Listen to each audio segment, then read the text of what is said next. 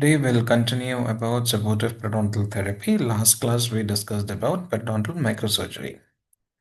So supportive periodontal therapy, it consists of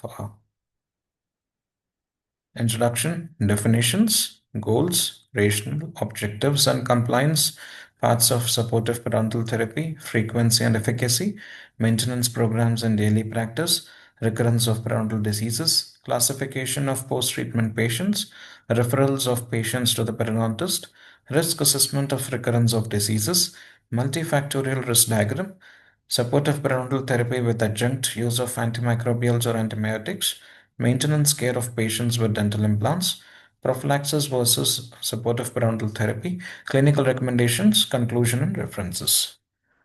So, what is meant by supportive periodontal therapy? It is an essential for maintaining oral health after active periodontal treatment, which emphasizes the importance of therapeutic interventions to support patients in controlling periodontal infections and preventing disease recurrence. The main goal of periodontal therapy is to maintain the natural dentition in functional health and comfort throughout the lifetime. Without mechanical or chemical prevention or periodic removal of plaque, every adult will develop some evidence of gingivitis, which which is thus health maintenance care is needed for everybody. Manifestations of the disease is different in different individuals and have minimal or no effect on function, comfort, and longevity of dentition. The question is, therefore, to what extent should professional maintenance care be concerned with the treatment and prevention of gingivitis? The evaluation of the efficacy of supportive periodontal therapy must be carried out over an extended period of time. Supportive periodontal therapy is defined as the continuing periodic assessment and prophylactic treatment of periodontal structures, permitting early detection and treatment of new and recurring disease, which has been commonly referred to as periodontal maintenance. It has also been defined as procedures performed at selected intervals to assess the periodontal patient in maintaining oral health. Therapeutic measures to support the patient's own efforts to control and to avoid reinfection. Supportive periodontal therapy involves continuous diagnostic monitoring and therapeutic measures to support patients in controlling periodontal infections and prevent reinfection, which begins immediately after phase 1 therapy to maintain oral health. Earlier, the supportive periodontal therapy has been termed as periodontal maintenance, supportive periodontal care, and recall. Now it has been now the term has been refined as supportive periodontal care. Continuous patient monitoring following active periodontal therapy is necessary to prevent reinfection, continued progression of periodontal disease. There are three phases: maintenance phase, recall or reevaluation, and supervised recall program. The American Academy of Periodontics in 1992 renamed supportive periodontal therapy as periodontal maintenance, which include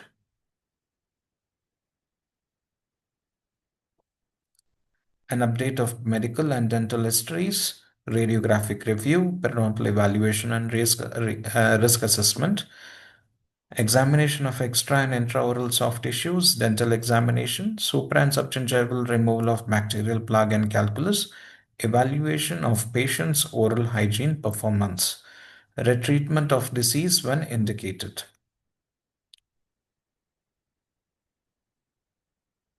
SPT every 3 months, there are stable results at 15 years. Only 1.3% of the teeth had attachment loss.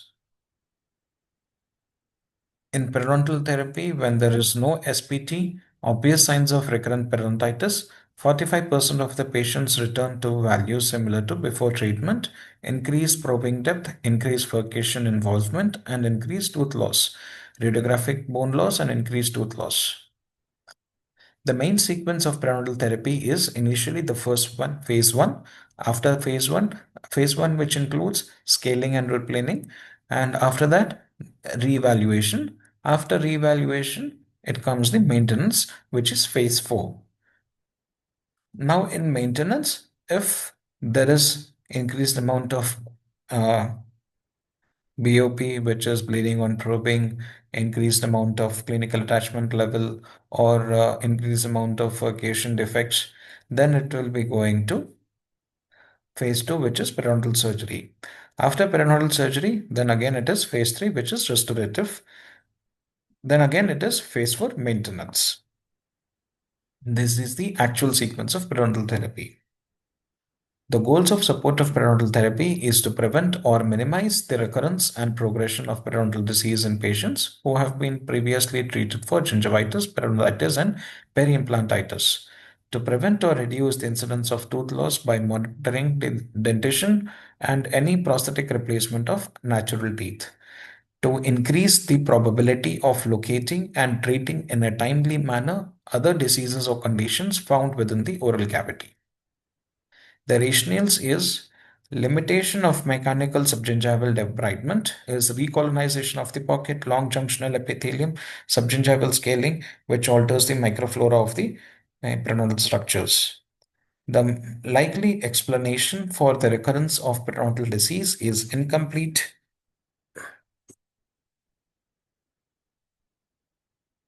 subgingival incomplete subgingival plaque removal, bacteria that are present in the gingival tissues in chronic and aggressive periodontitis, eradication of intergingival microorganisms is necessary for a stable periodontal results. Scaling and replaning and even flap surgery may not eliminate intergingival bacteria in some areas. These bacteria may recolonize in the pocket area and cause recurrent disease.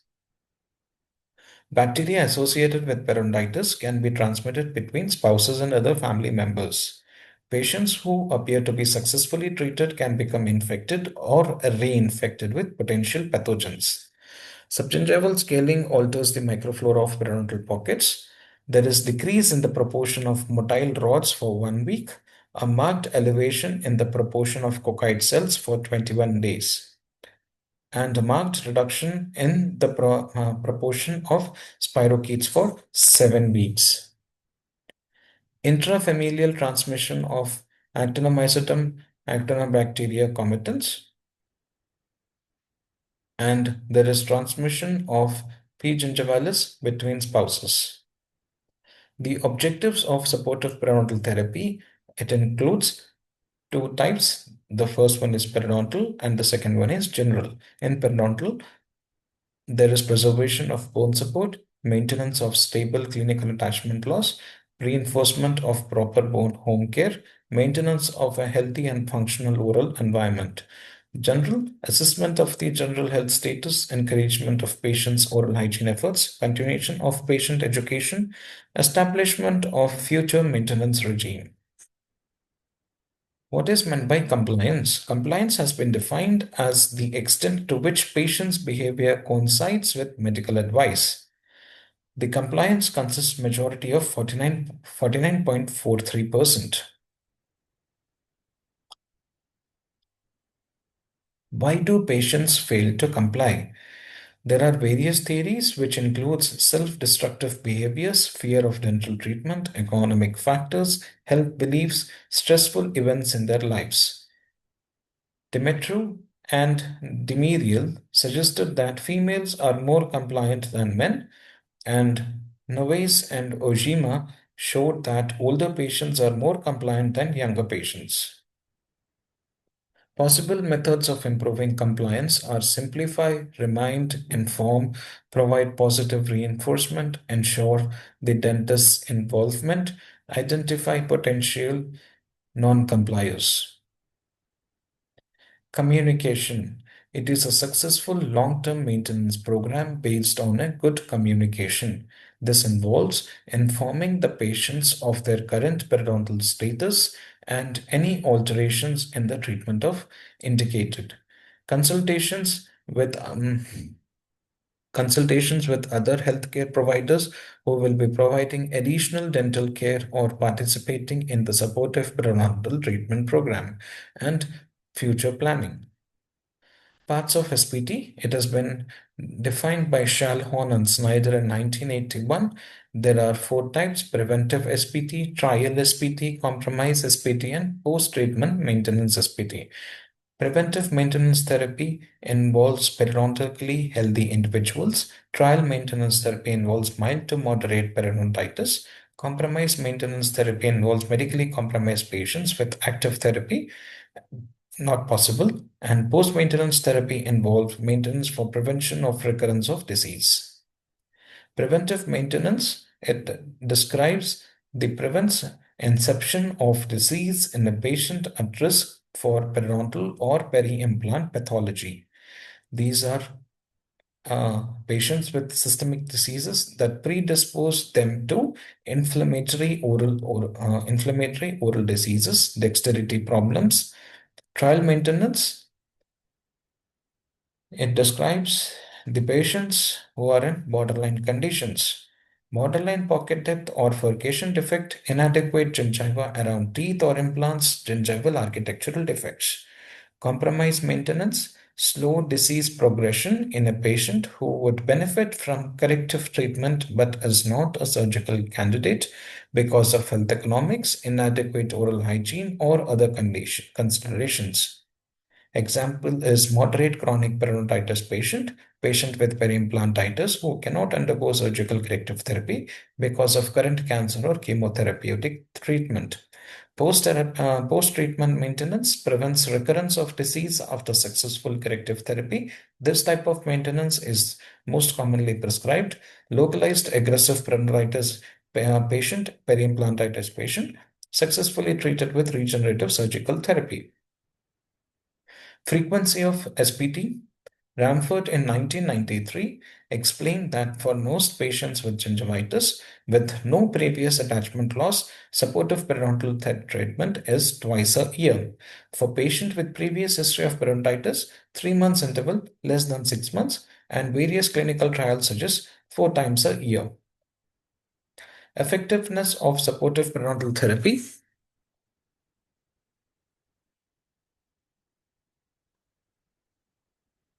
In gingivitis patients, Axelson and Linde demonstrated that gingivitis could be prevented by regular professional cleaning in children aged 7 to 14 years. Axelson and Linde reduced caries and bleeding on probing. Battiston, routine mechanical subgingival debridement of shallow bleeding sites at SPT visits results in attachment loss. Gingival conditions improved by 60% and tooth loss was reduced by 50%. The mean loss of probing attachment was only 0.08 mm per surface as opposed to 0.3 mm in the control group. In periodontitis patients, studies by Linde and Nyman, periodontal prophylaxis was provided to a group of 61 patients with excellent oral hygiene every 6 months, 3 to 6 months over 14 years without significant recurrence of disease, although some of them lost a significant amount of periodontal support in some places. However, Nyman in 1992 demonstrated that if professional care were administered every second week for 2 years, periodontal support would be preserved, whereas patients in control group receiving root instrumentation every 6 months exhibited significant additional loss of attachment. 30 years plaque control based maintenance program, Axelson in 2004, 375 tests and 180 control. The test group prophylactic visits every second month for first 2 years and every 3 to 12 months according to their individual needs for over 30 years. Very few teeth were lost. 1.2 to 2.1% of new carious lesions and 2 to 4% of all sites exhibited attachment loss of more than 2 mm. Maintenance program. Supportive periodontal therapy is divided into 3 categories: examination and evaluation, maintenance, treatment and oral hygiene reinforcement, report cleanup and scheduling. Radiographic examination of recall Patients involves root form of dental implants, periapical or vertical bite-wing radiographs at 6, 12, and 36 months after prosthetic replacement, then every 36 months unless clinical problems arise. Periodontal uh, disease not under good control, periapical or vertical bite wing radiographs of problem areas every 12 to 24 months, full mouth series every 3 to 5 years. History of periodontal treatment with disease under good control, bite wing examination every 24 to 36 months, full month series every 5 years. Microbial testing, SPT clinical evaluation under two categories: stable periodontal status, which includes microbial testing, and progressive periodontitis, microbial testing indicated. In stable periodontal status, where microbial testing is not indicated, they undergo periodic supportive periodontal therapy. And progressive periodontitis, where microbial testing is indicated, SPT and possible antimicrobial therapy and clinical microbiological reevaluation, and stable periodontal status and progressive periodontitis. If there is progressive periodontitis, then there is selection of alternative clinical treatment or antimicrobial regimen. Then periodic SPT. SPT in daily practice, the recall hour should be planned to meet the patient's individual needs into 4 sections: examination, reevaluation, and diagnosis. The second one is motivation, reinstruction, and instrumentation. And the third is polishing, application of fluorides, and determination of the future SPT, and treatment of reinfected sites. Examination, reevaluation, and diagnosis. It involves the extraoral and intraoral soft tissue examination should be performed at any SPT visit to detect any kind of abnormalities, which act as a screening for oral cancer. An evaluation of patients' risk factors will also influence the disease of future. SPT and the determination of the recall interval at the end of the maintenance visit. Following the assessment of subject's risk factors, the tooth site related risk factors are evaluated. Diagnostic procedures usually include an assessment of the following: oral hygiene and plaque situation, the determination of sites with bleeding on probing indicating persistent inflammation, the scoring of clinical probing depths and clinical attachment levels, the inspection of reinfected sites with pus formation, evaluation of existing reconstructions, including vitality checks for abutment teeth, the exploration for carious lesions. Radiographic evaluation. Radiographic examination must be individualized depending on the initial severity of the case of findings at recall visits.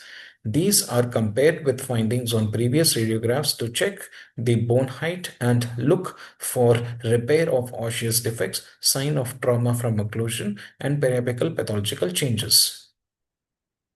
Motivation, reinstruction, and instrumentation. This aspect uses most of the available time of the SPT visit. Patients who have experienced a relative in their adequate oral hygiene practices need to be further motivated. The patient reinstructed in toothbrushing techniques which emphasize vibratory rather than scrubbing movements.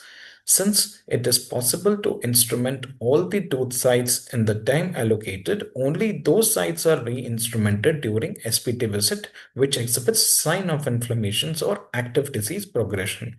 Root surface instrumentation is aimed at the removal of subgingival plaque or calculus.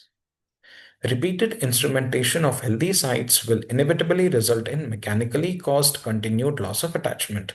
Several longitudinal studies that probing attachment may be lost following instrumentation of pockets below a critical probing depth of approximately 2.9 mm. Instrumentation of shallow sulci is therefore the recommended, as it has been shown in several studies that non-bleeding on probing sites represent stable sites. It appears reasonable to leave non-bleeding sites for polishing only and concentrate on periodontal sites with a positive bleeding on probing test or probing depth exceeding 5 mm. Treatment of reinfected sites. Single sites, especially furcation sites or sites with difficult access, may be reinfected and demonstrated suppuration. Such sites require a thorough instrumentation, the following application of antibiotics in controlled release devices, or even debridement with surgical access, which are time consuming to be performed during the routine recall hour, and hence it may be necessary to reschedule the patient for another appointment. Generalized reinfections are usually the result of inadequate SBT. Local reinfection may either be the result of inadequate bug control in a local area or the formation of ecologic niche conductive to periodontal pathogens. The risk assessment on the tooth level may identify such niche which are inaccessible for regular oral hygiene practices. Polishing fluoride's determination of recall interval. The recall hour is concluded with polishing the entire dentition to remove all the remaining soft deposits and stains. Following polishing, fluorides is applied in high concentrations in order to replace fluorides which is removed during instrumentation. Fluoride chlorhexidine varnishes may also be applied to prevent root surface caries, especially in caries with gingival recessions. Recurrence of periodontal disease. Occasionally, lesions may recur. This is often due to inadequate plaque control on the part of the patient or failure to comply with recommended SPT. However, it is the dentist's responsibility to teach, motivate, and control the patient's oral hygiene technique, and patient's failure is the dentist's failure. Surgery should not be undertaken unless the patient has shown proficiency and willingness to cooperate by adequately performing his or her part of therapy. Failure of the patient to return for periodic checkups, which causes inadequate or insufficient treatment that has failed to remove all the potential factors favoring plaque accumulation. This involves the presence of some systemic diseases which affects the resistance of previously acceptable levels of plaque, and this involves the inadequate restoration placed after the periodontal treatment was completed. Recurring inflammation revealed by gingival changes and bleeding of the sulcus on probing. The gradual increase in tooth mobility as ascertained by clinical examination, gradual increase in bone loss as determined by radiographs, and increased depth of sulci leading to the recurrence of pocket formation. Symptoms and causes of recurrence of diseases. Increased mobility. The possible causes are increased inflammation, poor oral hygiene, subgingival calculus, inadequate restorations, deteriorating or poorly designed prosthesis, systemic disease modifying host response to plaque, recession, toothbrush abrasion, inadequate ketonized gingiva, frenum pull, orthodontic therapy, occlusal trauma caused by lateral occlusal interference, bruxism, high restoration, poorly designed or worn out prosthesis, poor crown to root ratio. Increased pocket depth with no radiographic change, poor oral hygiene, infrequent recall visits, subgingival calculus, poorly fitting partial denture, mesial inclination into edentulous space, failure of new attachment surgery, cracked teeth, grooves in teeth, new periodontal diseases. Increased pocket depth with increased radiographic bone loss, gingival overgrowth caused by medication, poor oral hygiene, subgingival calculus, infrequent recall visits, inadequate or deteriorating restorations, poorly designed prosthesis, inadequate surgery, systemic disease modifying host response to plaque, cracked teeth, grooves in teeth, new periodontal disease. Classification of post-treatment by Merens. First year, routine therapy and uneventful healing. First year patient, difficult case with complicated prosthesis, furcation involvement, poor crown to root ratio, or questionable patient cooperation. Recall interval is 3 months. And in patients with the complicated prosthesis and furcation involvement, it is 1 to 2 months. Class A, excellent results well maintained for 1 year or more, 6 months to 1 year. Patient display good oral hygiene, minimal calculus, no occlusal problems, no complicated prosthesis, no remaining pockets, and no teeth with less than 50% of alveolar bone remaining. The recall interval is between 6 months to 1 year. Class B, generally good results, maintain reasonably well for 1 year or more, but patient displays some of the following factors: inconsistent or poor oral hygiene, heavy calculus formation, systemic disease that predisposes to periodontal breakdown, pockets, occlusal problems, complicated prosthesis, ongoing orthodontic therapy, recurrent dental caries, some teeth with less than 50% of alveolar bone support, smoking, positive family history or genetic test, more than 20% of pockets bleeding on probing. The recall interval in this case, it is 3 to 4 months. Class C, generally poor results after periodontal therapy or several negative factors from the following list, which includes inconsistent or poor oral hygiene, heavy calculus formation, systemic diseases, which predisposes to periodontal breakdown, many remaining pockets, occlusal problems, complicated prosthesis, recurrent dental caries, periodontal surgery indicating but not performed because of medical, psychological, or financial reasons, many teeth with less than 50% of alveolar bone loss, condition too far advanced to be improved by periodontal surgery, smoking, positive family history or genetic test, more than 20% of the pockets bleed on probing. 3 to 4 months recall period. Referral of patients to periodontist who should provide. Periodontitis, class A, class B, class C. Class A is mild or localized, class B is moderate, and C is advanced. General dentist, patients who require localized gingivectomy, flap curettage. Specialist, if periodontal deconstruction necessitates surgery on distal surfaces of second molars, extensive osseous surgery, complex regenerative procedures. Specialists are needed to treat particularly different periodontal cases, patients with systemic health problems, dental implant prosthesis, and with complex prosthetic reconstruction. Multiple risk assessment.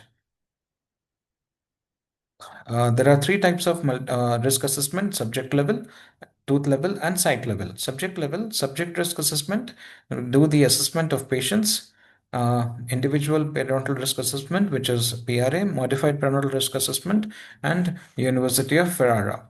Tooth level, tooth risk assessment, and site level, site risk assessment. Functional diagram to evaluate the patient's risk for recurrence, percentage of bleeding on probing, prevalence of residual pocket greater than 4 mm, loss of teeth from a total of 28 teeth, loss of periodontal support in relation to patient's age, systemic and genetic conditions, environmental factors such as cigarette smoking.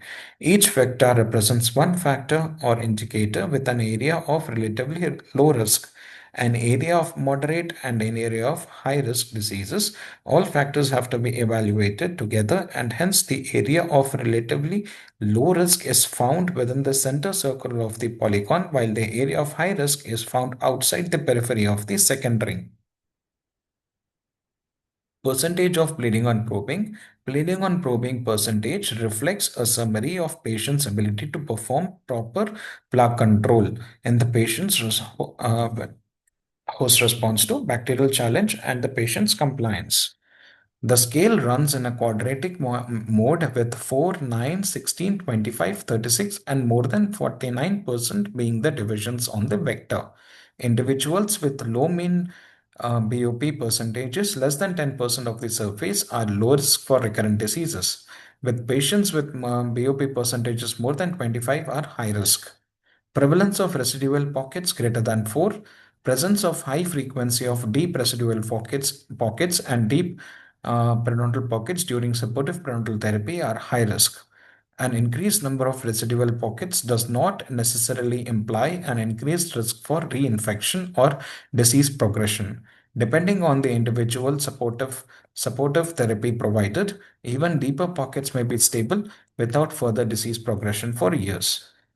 The scale runs in a linear mode with 2, 4, 6, 8, 10, and 12% being the divisions on the vector. Individuals with up to 4 residual pocket, relatively low risk; more than 8 residual pocket, high risk for recurrent disease. Loss of teeth from a total of 28 teeth. The number of teeth lost from the dentition without the third molars, 28 teeth is counted irrespective of the replacement. The scale runs also in a linear mode with 2, 4, 6, 8, 10, and 12% being the divisions on the vector. Individuals with up to 4 teeth lost are low risk, more than 8 teeth lost are high risk. Loss of periodontal support in relation to the patient's age. The estimation of the loss of alveolar bone is performed in the posterior region on either periapical radiographs, in which the worst site affected is estimated gross as a percent of the root length, or on bite wing radiographs, in which the worst site affected is estimated in millimeters. 1 millimeter is equated with 10% bone loss. The percentage is then divided by the patient's age. An example, a 40-year-old patient with 20% of bone loss at the worst posterior site affected would be scored bone loss by age equal to 0.5. Systemic conditions. Most substantiated evidence studies on type 1 and type 2. Interleukin 1 genotype positive patients, advanced periodontitis lesions. Higher tooth loss in interleukin 1 genotype positive subjects, IL-1 genotype positive patients, higher BOP percentages, and higher proportion of patients with higher BOP percentages during a 1-year recall period. Cigarette smoking, non-smokers and former smokers more than 5 years since cessation, low risk for recurrence of periodontitis. Heavy smokers are defined by smoking more than 1 packet per day. Occasional, less than 10 cigarettes a day. Patient's individual risk assessment. Based on the 6 parameters specified above, a multifunctional diagram is reconstructed for patient risk assessment. Patients can be divided into low, moderate, and high. A low PRA patient has all parameters within the low risk categories. A moderate has at least 2 parameters in the moderate category, and high PRA at least 2 parameters in the high risk category.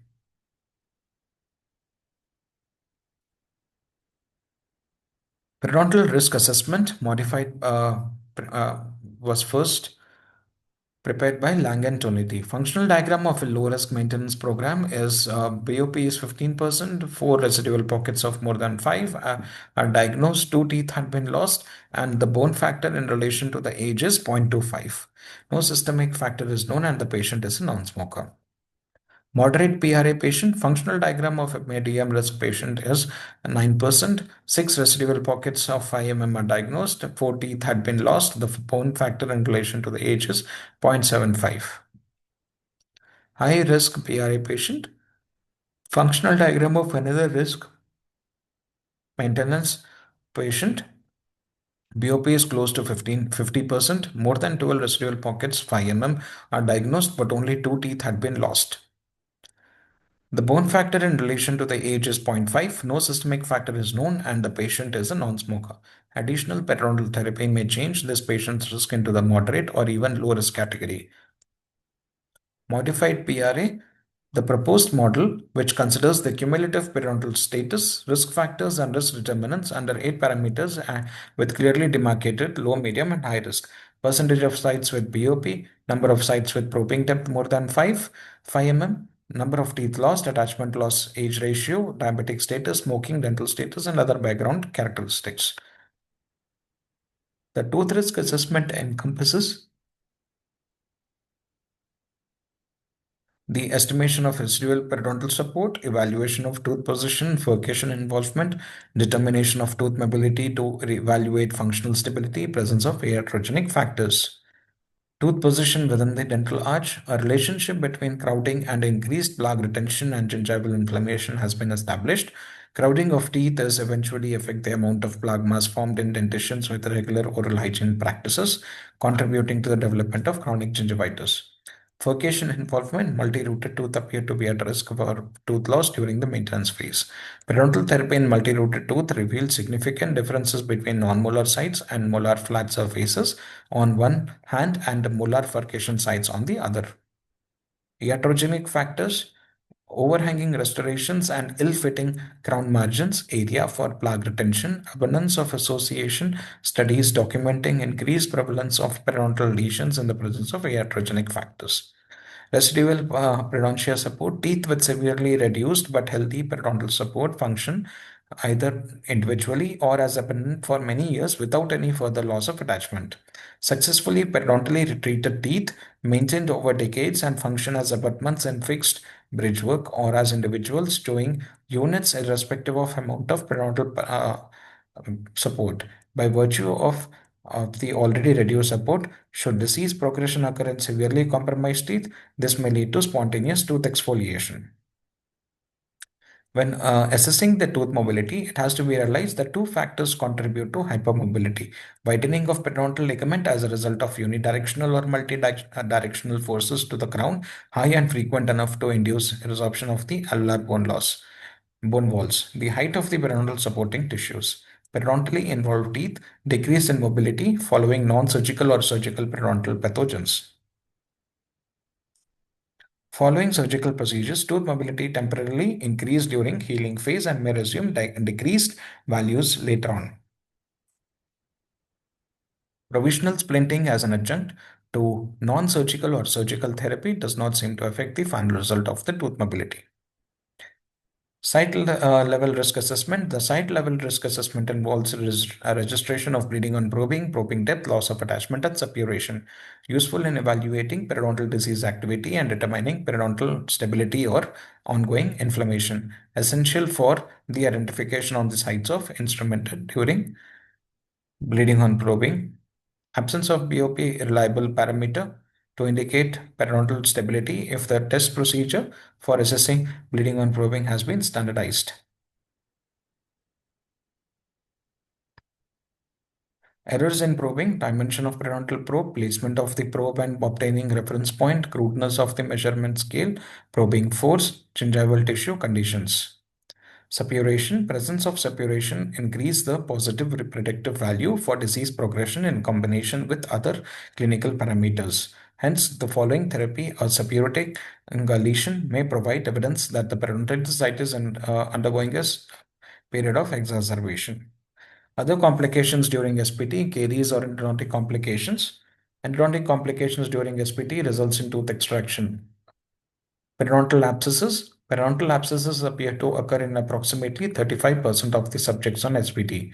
It appears that subjects on SPT who only receive non-surgical therapy may be a greater risk of periodontal abscesses during the SPT phase. Root sensitivity. Root sensitivity is common, especially if treatment involves surgical procedures, which decreases over time. Patient with adjunct use of antimicrobials. It appears that many patients are unable to achieve an oral hygiene consistent with periodontal health. Therefore, antimicrobials have been used to compensate for inadequate mechanical oral hygiene. Antimicrobials can be administered during different delivery systems. Maintenance of care with dental implants. In general, procedures for maintenance of patients with implants are similar to those with natural teeth. Special instrumentation that will not scratch the implants, acidic fluoride agents, prophylactic agents are involved, non-abrasive prophypays are used. Depending on the clinical radiographic diagnosis, protocols for preventive and therapeutic measures were diagnosed to intercept the development of peri-implant lesions. The major clinical parameters to be used include presence or absence of plaque, presence or absence of BOP, presence or absence of suppuration, increased peri-implant probing depth, and evidence and extent of radiographic alveolar bone loss.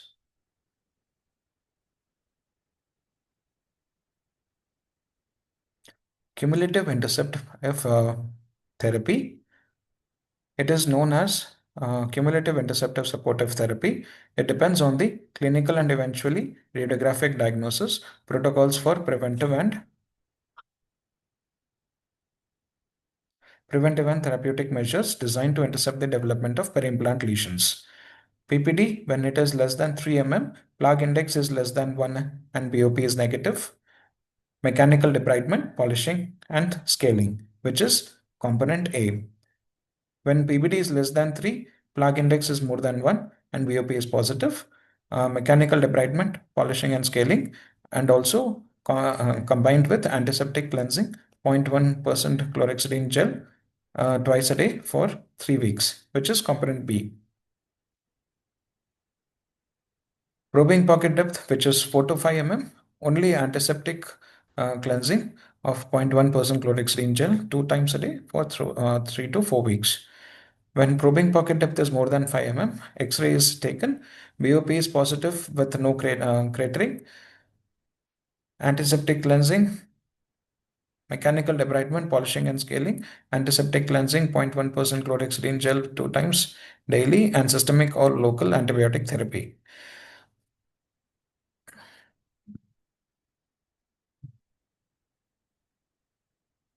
BOP positive with notable cratering of less than 2 mm, systemic or local antibiotic therapy, antiseptic cleansing, and mechanical debridement. And POP is positive, bone loss more than 2 mm, resective or regenerative surgery.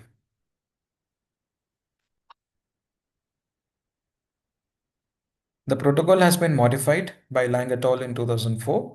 Stage A, pocket depth is less than 3 mm, no plug or bleeding, no therapy. Pocket depth less than 3 mm, plug or BOP, mechanical cleaning and polishing. Stage B, pocket depth 4 to 5 mm, radiographically no bone loss, mechanical cleaning, polishing, oral hygiene instructions. And stage C, pocket depth more than 5 mm, radiographically less than 2 mm, mechanical cleaning, polishing, microbiological testing, local and systemic anti-infective therapy. Stage D, probing depth more than 5 mm, radiographically bone loss more than 2 mm, resective or regenerative surgery. During the phase after uncovering the implants, patients must use ultra soft brushes, chemotherapeutic rinses, irrigation devices to keep the implants clean. Patients often are afraid to touch the implants, must be encouraged to keep the areas clean. Metal hand instruments and ultrasonic and sonic tips should be avoided because they can alter the titanium surface. Only plastic instruments or specifically designed gold plated curettes should be used for calculus removal because of implant surfaces can be easily scratched. Prophylaxis versus SPT. Prophylaxis, it is a non-therapeutic healthy mouth preventive disease supragingival procedure, needs 6 months interval.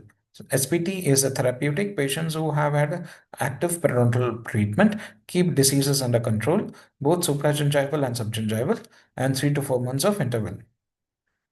The clinical recommendations for SPT should be based on the assessment of patient risk profile for further periodontal disease progression. Such risk assessment should be performed after the completion of ICRT and be revisited continuously. Standardized SPT routine should be considered and consistent with best practice and results in good oral hygiene and minimizes the risk of periodontal disease progression. Issues of compliance must be considered. The use of triclosan or copolymer interface could be of value to enhance oral hygiene. In patients with inadequate oral hygiene, chlorhexidine rinses could be advocated. Pochard in 1746 stated that little or no care as to the cleaning of teeth is ordinarily the cause of all diseases that destroy them.